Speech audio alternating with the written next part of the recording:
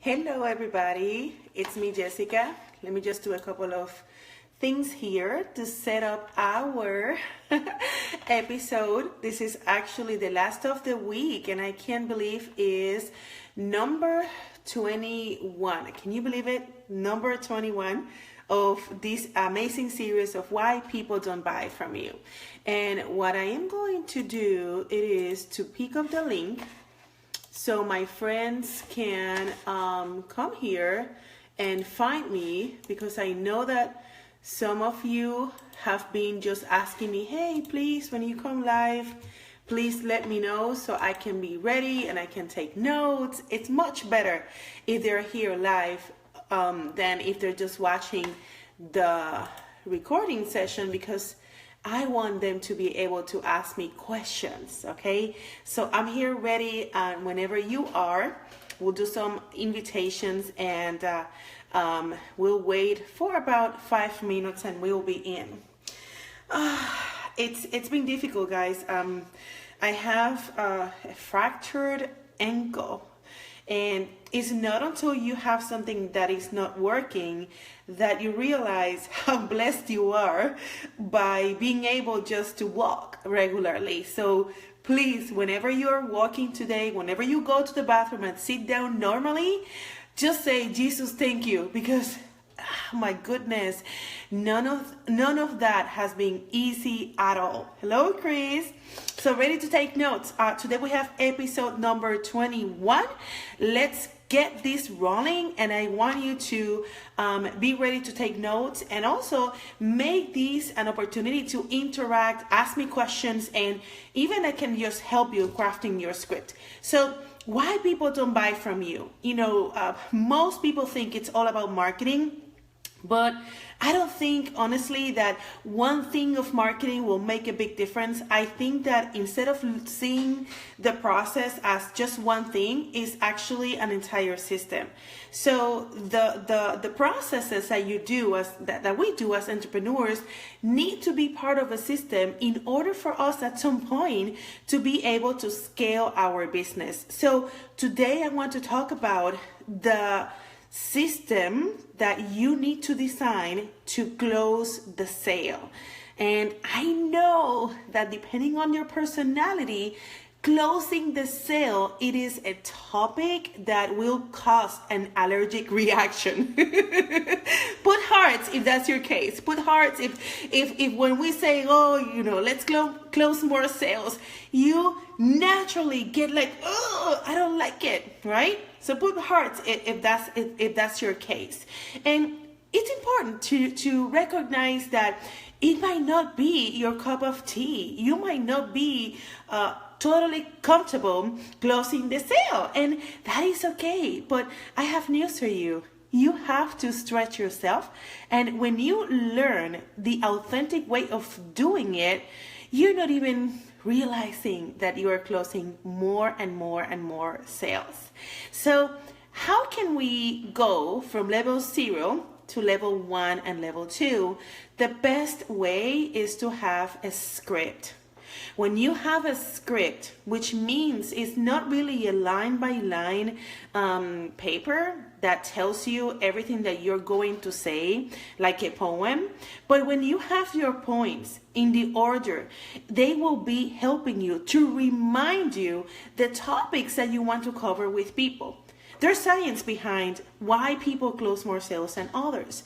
And there has been, multiple studies that will reveal the questions that are necessary in order for someone being able to make a decision on the spot. So let's dive in. Are you ready? So when we are preparing for closing the sale, let's just look at this process as a pre-closing, closing call, and post-closing, okay? I will go quick into the 3, but I will really dedicate this episode on the middle one. Pre-closing, that means that you have maybe, send the person some links so they can see your website. They can have an idea of what exactly do you do. And also as a pre-closing, I am a big fan of sending a questionnaire to those people that are going to be talking to you. Because when you send those questions, the person is going to have the time to answer those questions. And let me tell you something. If they don't have the time to complete a 5-minute assessment, and don't even think that they're going to have the time to book the call, to be on the call, because all of this is part of what we say, the way that you do one thing is the way that you will do everything. And you want to pre-qualify those people. Those that are not serious, they're going to see the link and they're not even going to take the time to answer the questions that you have for them as a part of the pre-closing. So my recommendation, put some sort of gate in the way that not everybody can have access to your discovery calls. Make sense? Because if you just open your gate so much, then people are going to be booking your calls and then they might just be not even coming to the calls, or they don't even know what exactly you are doing. And they, when you are calling them, they will say, who is this? Oh, I don't even remember. No, you don't want that. So pre-closing, send some information, plus have them committing to do something before they come for the call with you. Then closing requires a series of steps that we will cover that today. And post-closing also will require commitment. Will require that you reaffirm that commitment. If it's yes, why? If it's not, why? And when can we follow up? Okay, so once we already review the questionnaire, the answers that the prospect is having us, let's pretend that today is a day when I am having that phone call. And please note that I'm saying a phone call, even though I am a digital and online marketer. Ladies and gentlemen, let me tell you, the closings are not going to happen on Messenger. So please, get over your fears and stop just exchanging conversations and saying, please sign the link, click the link and I'm ready for you, blah, blah, blah, blah, blah. Pick up the phone. And now that Facebook has a way that you can call people, push that button. Don't be afraid. And that conversation will be the conversation that I consider the closing call, right? So we are in that conversation. How do we start? Well, we start with building rapport. That means that you engage with the person, you find something that you guys have in common. Something that I recommend is you go and check their Facebook accounts. You see if they have kids, you see what do they do, the family pictures, profile pictures, and all of that. In particular, if you are trying to sell them a product that has to do with health and wellness, definitely you want to see how they have changed. You want to see if there's something that you can pick from their profile that will be the main topic to really lead that conversation. Okay. Bottom line here too is you want to show them that you care. You want to show them that you are ready for that call. Edify your time. Edify your process. Okay. So come ready, come prepared, build a rapport. Ask questions like, so how is everything? Is this still a good time to talk? And so this is the way that it's going to go during the next 30 minutes. I'm going to be reviewing the questions that I ask you and the answers, and we will discuss them, and we will see if what I do is a good fit or not. And totally it's okay if you just can tell me at some point, listen, I don't think it's a good fit at all, so we don't waste each other's time. Okay, so building rapport should not take you more than 3 minutes.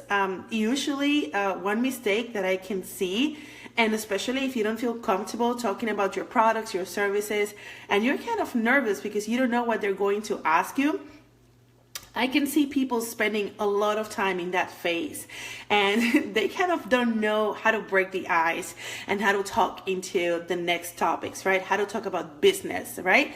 So the best way that I can tell you how to do that, say, all right, so let's dive into the call because I have another call after you and I want to honor your time. period. Okay, watch and monitor your time and just say it. Let's dive in because I have another call, and they will be respectful and they will honor you because you are being honest with them. The fact that you honor their time means a lot to them, and they will do the same for you. Okay, so questions that you will ask is, okay, so I saw in the discovery session that you were looking for maybe losing weight. So tell me more about it. Like, what made you click on my link? And you will ask them with the purpose of you understanding how was the process between them seeing your image and they then deciding to book a call with you. Ask that question because that will help you identify what exactly did you say. And I remember, from the people that I interviewed, they have told me, well, I have been following you since many, many, many years. And I have been, knowing that, you do this, you do that. So you want to hear the story when they connected with you. And you will be surprised because they might have connected with you years ago. So asking that first question, you say, so how is it that you learn about me and what made you connect with me? And just be quiet. Wait until they answer. And depending on what they ask, the answer, they may say, well, my friend recommended me. Oh, so what's the name of your friend? So I can give her credit and I can just say thank you. And they will tell you the name of their friend. So after they tell you how they connected and who refer them to you, then the next question will be, all right, if I had a magic wand and all of a sudden your dreams can be fulfilled, and those dreams might be a lot, but let's talk about 3 major dreams that you have for this year. And if I can help you to achieve those 3 dreams this year, can you just tell me what the top 3 dreams are? And take note that this might be a question that they had to complete it on the questionnaire, but you need to repeat it so they can explain, because usually people don't really have too much time and they might be shy when they answer on the questionnaire. So now it's the time for you to be a human and you listen to their goals. And I will spend time here because listening to their goals will help you to identify pain without even knowing it. Okay, so how does it sound? You say, just tell me the top 3 goals that you have and see if I can help you any way to achieving them this year. Okay, and you just be quiet and listen to what they have to say. They might say, well, I would love to lose, 50 pounds. And then what you do, 50 pounds, take your pen, 50 pounds, all right? And what else? Well, I would love to make some money. Oh, how much? I'm working right now, and maybe I can, if I can just save some money for traveling. So how much is that? I don't know. No, how much is that? Push for that, but authentically and with love, right? Maybe, I don't know, like $5,000. Cool, $5,000 in your savings account. I'm taking notes, and you take notes, right? And what else? Oh my goodness, I would love to fix my kitchen, and I would love to have that kitchen of my dreams. And so remodelations, how much is that? Well, like 25,000. Oh, cool. So let me get this straight. You want, and then you repeat those goals to them, okay? You want, to lose weight, you want to save some money to go traveling, and you want to find this amazing kitchen. So let's talk about goal number 1.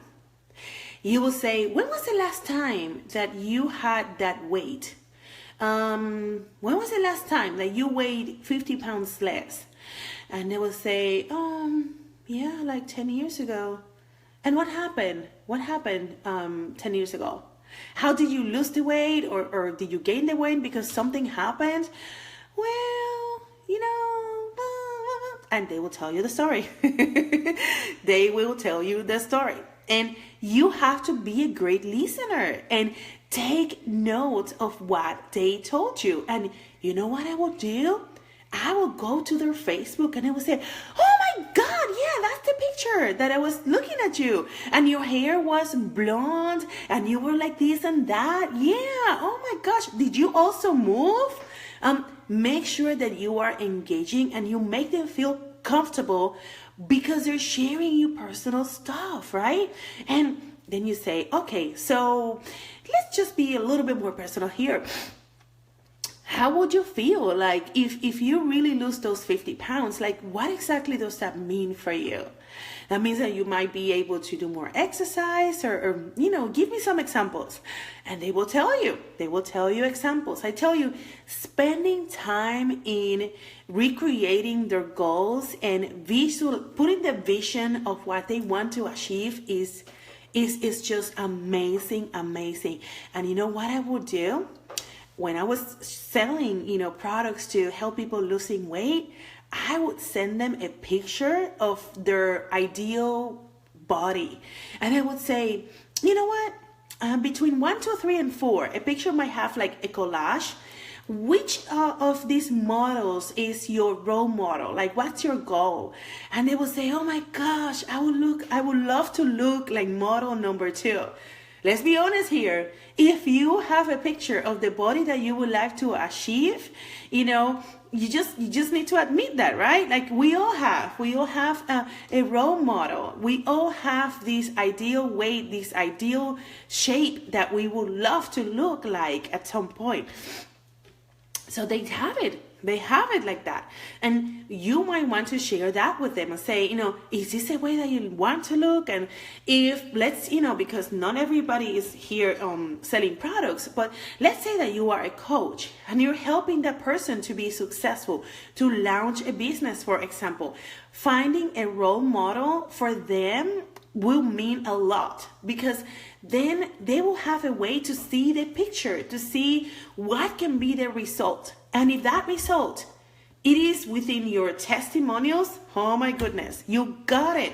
This is going to give you 90% of the wins. Even if we don't talk about pricing, even if the person cannot afford you, you know what? That person is going to do the impossible, breaking the piggy bank, getting money from their credit cards to really help, themselves to work with you. But all you have to do is painting the picture when you are talking about exactly what they want. Remember, we don't sell. We match what we have with what they want. So knowing what they want, it is the first step to succeed during your closing calls. Is this making sense? I hope it is. And I know that you're getting lots of nuggets here. And we talked before, right? Let's just recap. Pre-closing, sending the assessment, the questionnaire. Closing, building rapport, and master the process of getting down and deep in their goals. Then we will talk about pain and all of that. But if you master the process of getting deep with them in their goals and painting the picture of what their life will be looking like and how their life will be looking like when you help them achieving those goals, you have 90% of your closings already won for you. Questions, anything that you want to share with me. And if you're coming late to the party, we are here on episode number 21 today of why people don't buy from you. And what happens is, after we finish this, I'll put a link of all of the prior episodes so you don't lose the opportunity to catch up with us. Today's number 21. So that means that you have about 4 hours to catch up with all the content that we have shared. So this is 21 out of 30 of why people don't buy from you. And I declare that you are going to get this lesson, own it, and share with me your results. And I'm really looking forward to celebrate with you your success. Until then, let's activate your greatness and have a great weekend, and see you soon. Bye.